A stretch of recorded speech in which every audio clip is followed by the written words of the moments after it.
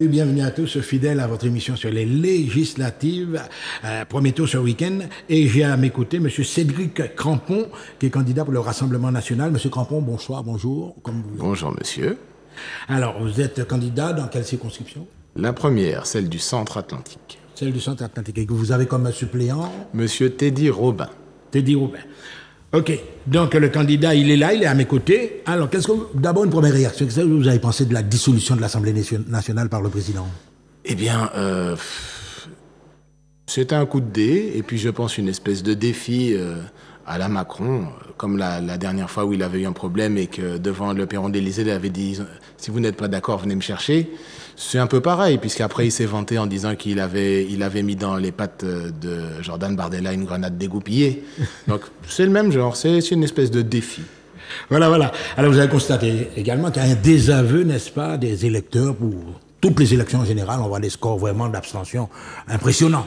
Jusqu'à 80%, c'est quand même... Vous attribuez ça à quoi? Je pense que les électeurs sont désabusés, sont dépités, sont découragés, puis n'attendent plus de grand-chose de ces gens qui ont pris des mandats depuis les 60 dernières années en Martinique, mais aussi en métropole, et qui ont toujours fait des choses pour eux-mêmes et leurs affiliés, mais très peu pour la foule, la population. La population.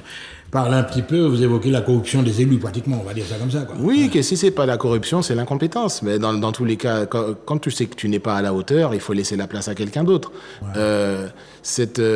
Comment dire ça, ces pertes régulières d'argent, de financement, de ci, de ça, cet argent qui disparaît, non, pas forcément parce qu'on a volé, mais parce qu'on n'a pas su le gérer comme il faut, parce qu'on a fait des marchés avec des trucs trop chers, mal faits, etc.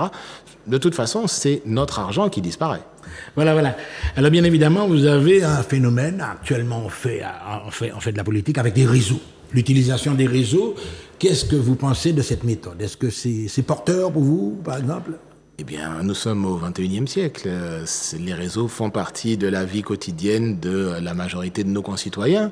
Après, bien entendu, il y a aussi un conflit de génération et chez nous, en plus, il y a ce qu'on appelle la fracture numérique. Donc, les personnes un peu plus âgées ont du mal parce que déjà, c'était difficile avec les ordinateurs et les téléphones, c'est encore plus pointu. Donc, ça fait partie des choses qu'il faudrait normalement que nos élus se préoccupent au sein de leur section sociale afin de permettre aux plus âgés de devenir plus familiers avec ces technologies.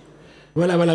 Alors là, justement, on va entrer dans ce qui nous intéresse, le rôle d'un député. Vous êtes député à la Martinique, c'est quoi votre rôle en gros? Bien, normalement, le rôle d'un député, c'est de porter des projets de loi, d'être le représentant de sa circonscription, et en l'occurrence aussi de son territoire, face à ses collègues, afin de porter des projets de développement, des projets d'infrastructure, dans tous les domaines. Pour la Martinique, il y a tout à faire. Donc, c'est vraiment très vaste. On va depuis les sargasses d'un côté jusqu'à l'industrie de l'autre, en passant par l'agriculture, par les transports, les bâtiments, les infrastructures, la santé, l'hôpital, tous les dossiers qui sont mal gérés ou en attente ou pas gérés du tout dans notre territoire depuis des années. Alors là, justement, vous êtes une supposition, hein, vous êtes élu, etc., vous arrivez à l'Assemblée nationale. Oui. C'est votre première expérience... Enfin, vous avez déjà eu des expériences politiques? Non, jamais. Moi, je suis un gentil amateur. Ah bon? Alors, justement, on va aborder quelques points quand même. Donc, il y a les partis et puis il y a les groupes parlementaires. Certes. Est-ce que vous avez l'intention, justement, de siéger dans un groupe parlementaire? Mon parti est un groupe en lui-même, contrairement aux autres. Le Rassemblement national marche par bloc, c'est-à-dire que nous définissons ensemble des politiques à suivre, des projets politiques, des contextes, et ensuite, c'est tout le groupe, comme c'était avant les 88 députés. Là, ce sera, si on est 250, c'est les 250 qui emmènent qui sont derrière celui qui porte le projet. Il n'y a pas de sous-groupe à l'intérieur du bloc, machin chose, façon modem, etc. Même pour le doléance concernant les DOM, mais justement, il faudra parce quand que même peut-être affiner certaines choses. Ça se pourrait, mais nous avons la chance que nos dirigeants, Marine Le Pen et Jordan Bardella, et nous avons aussi depuis longtemps un responsable des Outre-mer qui chapeaute un peu tout le monde, qui est Monsieur Rouget, qui est député européen cette fois-ci. Et avec ces deux échelles-là, il a de tout temps été prévu au Rassemblement national déjà un ministère d'État Donc là, si nous gagnons législative, il y aura un ministre d'État, ce qui n'a plus lieu depuis une bonne trentaine d'années en France, quelqu'un en charge des Outre-mer, point. Et en plus de ça, du coup, on aura donc un référent au gouvernement pour s'occuper en particulier de tous les dossiers concernant nos territoires. Alors, nous allons voir les problèmes les plus importants dans les médias, évidemment. Oui. Là, l'insécurité ou la sécurité, comme vous voulez, c'est quand même inquiétant. Il y a des Jeux Olympiques qui arrivent. Puis en Martinique, vous avez vu le nombre depuis le début de l'année, il y a eu une douzaine d'homicides etc. par arme à feu, sans compter ceux qui ne sont pas par arme à feu, bien sûr. De toute façon, nous sommes conscients que nous servons de plateforme pour les trafics divers en provenance d'Amérique du Sud et centrale en direction de l'Europe et des États-Unis. Donc on est une espèce d'escale sur la route. Et non seulement ça, la pauvreté de notre population et, excusez-moi malheureusement, un peu d'immigration clandestine dans ce domaine-là favorise les spots de trafic de stupéfiants. Puisque, malheureusement, les gens qui sont ici sans en avoir le droit n'ont pas de ressources autres que finalement la criminalité, que ce soit du trafic, du vol ou de la prostitution. Vous avez parlé d'immigration, justement, on est dans un bassin caribéen, etc. Oui. Il faudrait peut-être préciser. Alors, il y a, dans l'agriculture, par exemple, vous avez constaté qu'il y a pas mal... Mais en fait, c'est le paradoxe. Moi-même, j'ai travaillé dans l'agriculture, j'ai travaillé dans les bananes au François, et je peux vous dire que, en l'occurrence, le fait que nos responsables agricoles ne trouvent pas suffisamment de main-d'œuvre locale, volontaire, parce que c'est pas une histoire d'être qualifié, c'est volontaire pour faire le travail. Ça contraint beaucoup d'entre eux à se tourner vers de la main-d'œuvre volontaire, mais qui n'est pas autorisée. Le truc, c'est que beaucoup de nos jours demandent et revendiquent la possibilité de faire du recrutement directionnel, façon comme les Canadiens ou les Australiens, de dire par exemple, on a besoin de 8000 ouvriers agricoles. Donc à ce moment-là, le gouvernement donne l'autorisation et on émet 8000 cartes de séjour. Les gens qui se présentent, on fait des appels d'offres à la Dominique, Sainte-Lucie, à Haïti, où vous voulez, c'est pas le problème. Il veut que ça soit fait dans les règles. Mais voilà, faut être carré. Pour que vous ayez le droit de rentrer, vous avez demandé la permission, on vous a accordé un visa, une carte de séjour, votre employeur a donné une quote-part. Aujourd'hui, c'est trop cher. C'est 7500 € la carte de séjour, c'est beaucoup trop cher. Il faut la ramener à 3000.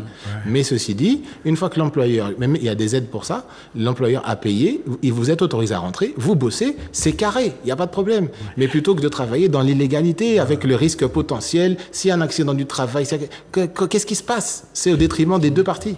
Voilà, il y a également le problème de l'eau parallèlement à l'agriculture, effectivement. En Martinique, c'est assez...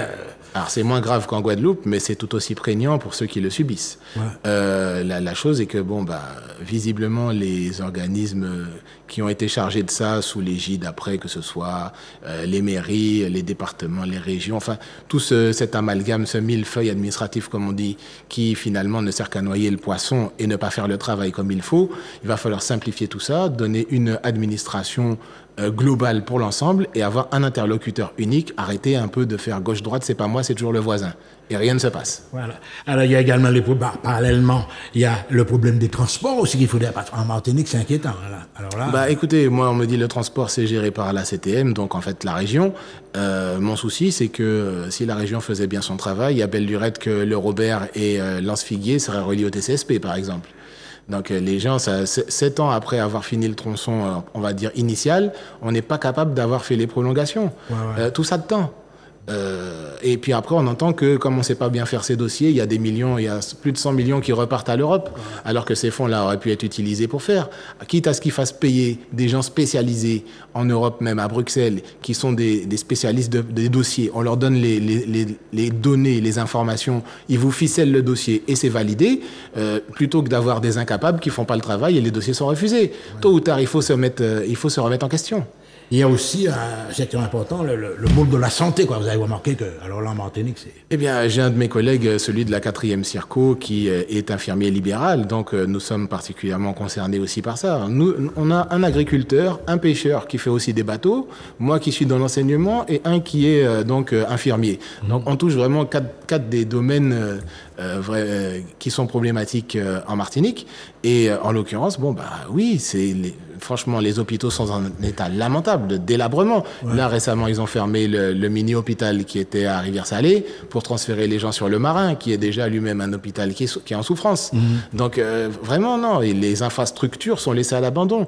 Nos prédécesseurs, on va dire les anciens boomers dans les années 60, suite à la Deuxième Guerre mondiale et tous les budgets alloués, ont construit énormément de bâtiments en Martinique.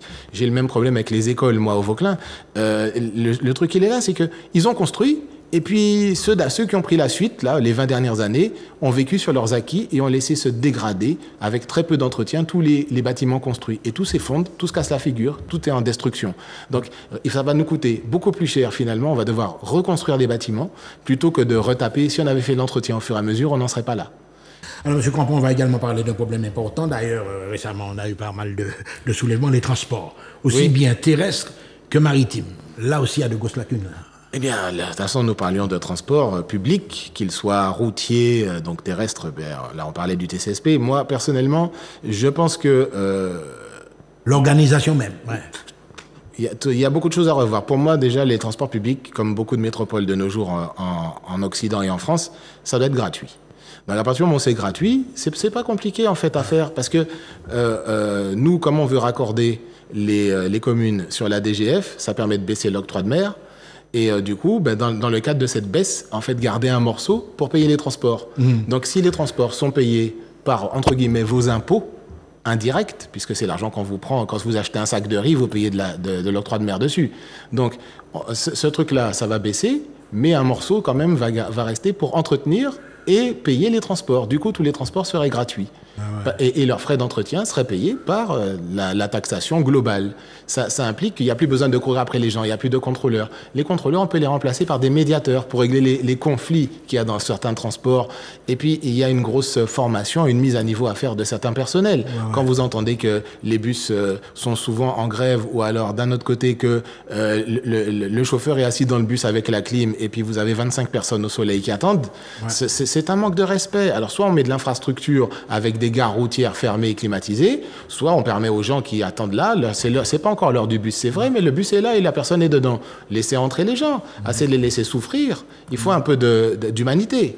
Alors justement, nous allons revenir sur un secteur qui est très très très important, le monde de l'entreprise, bâtiment, enfin l'entreprise en général. Alors, est-ce que vous pensez que là encore, il y a beaucoup à faire ? Oui, récemment encore, non seulement les personnels de soins à domicile étaient debout devant la CTM, mais également les entrepreneurs qui courent après de l'argent depuis des mois, voire même certains des années. Où est passé le fric ? Où est passé notre argent ? Puisque ce que distribue gentiment la CTM, là, d'un côté, c'est l'argent qu'on nous prend en octroi de mer, et d'un autre côté, ce sont des aides européennes. Donc, c'est pas de l'argent fabriqué par M. Letchimy et ses amis. Cet argent vient d'ailleurs. Il vient de nos poches, d'un côté, et des poches de tous les contribuables français dans le cadre de la solidarité, puisque la France est contributeur de 27 milliards d'euros à l'Europe, qui ne lui rend que 17. Donc, en plus de ça, l'Europe nous doit du fric. Donc, dans tous ces domaines-là, il y a vraiment le nez à mettre là-dedans, et puis essayer de comprendre comment ça se fait qu'on jette notre argent et puis que les prestations ne sont pas à la hauteur. Quand je vous parlais du désaveu justement des électeurs, etc., ça aussi, tous ces éléments-là entrent en ligne de compte. Mais bien sûr, mais non seulement les gens ne sont pas satisfaits du travail des élus divers et variés depuis les municipalités jusqu'à la région, en plus de ça, avec un président et un gouvernement depuis 7 ans qui nous méprisent, et d'autant plus nous les Outre-mer depuis la dernière présidentielle où on a plébiscité d'un côté pour certains Mélenchon et de l'autre côté Marine Le Pen, on est devenus des ennemis publics. Les Antillais, c'est vraiment la 6e roue du carrosse, c'est même plus la 5e. Ouais. Donc vous êtes complètement ignorés, on n'existe pas. Pour Macron, si on n'est pas des ennemis, c'est que de toute façon, on est des inexistants. Et puis, j'ai cru comprendre que vous êtes enseignant. Ouais. Oui, je le suis, je fais aller-retour parce que comme j'ai travaillé pour notamment l'AFPA Martinique, qu'on appelle l'IMFPA, ça fonctionne avec des CDD. Donc vous formez les gens et puis une fois que la formation est terminée, vous avez emmené vos gens au diplôme, et vous êtes au chômage, vous attendez, vous vivotez. Donc j'ai énormément de collègues comme ça, des gens qui sont très qualifiés, qui sont tous inscrits à Pôle emploi, France Travail aujourd'hui, et puis on attend qu'on nous siffle un peu comme le caniche au bon vouloir de la CTM d'un côté par rapport à son budget avec l'IMFPA, et puis d'un autre côté que la gestion bicéphale de l'IMFPA d'un côté administratif, l'autre côté CTM, veuille bien renouveler certains cursus, etc. Alors, on a évoqué un problème au début, etc. Vous êtes dans le monde de l'enseignement, ça tombe bien. On arrive d'ailleurs dans la dernière ligne droite, c'est la fuite des cerveaux. Oui. Tout ça, ça justifie que les jeunes ne veulent pas... Le problème, c'est pas que les jeunes ne veulent pas rester. Moi-même, je l'ai vécu quand j'étais plus jeune, quand j'étais à l'université après mon bac en Martinique. J'ai dû partir en métropole parce que mon cursus n'existait pas. Donc, j'ai dû aller à Nanterre parce qu'il n'y avait pas ça en Martinique. Et le problème, une fois qu'on est parti, qu'on commence à faire les études et puis qu'on commence à travailler, on a du mal à revenir, on reste prisonnier. Donc, il faut aussi ça. Et puis, ceux qui sont diplômés ici ne trouvent pas non plus de débouchés. Et finalement, c'est vas-y, Canada, Afrique, États-Unis, Europe, France. Tout ça, c'est de l'expatriation. Voilà, monsieur Crampon, mais voilà, on a fait le tour pratiquement. Alors, vous allez lancer votre message en conclusion. On vous écoute. Eh bien, je suis conscient, et mon parti derrière moi, nous sommes conscients, nous avons un plan pour corriger, rectifier la situation des Outre-mer et en particulier celle de la Martinique. Comme je l'ai dit, comme nous l'avons constaté, là on a fait le tour vite fait, il y a énormément de choses, il y a tout à faire, il faut corriger, il faut réparer, il faut refaire, prendre en main. La Martinique a besoin d'être prise en main et d'un renouvellement des gens qui la dirigent. Merci, monsieur Crampon, à très bientôt sur Zouk TV.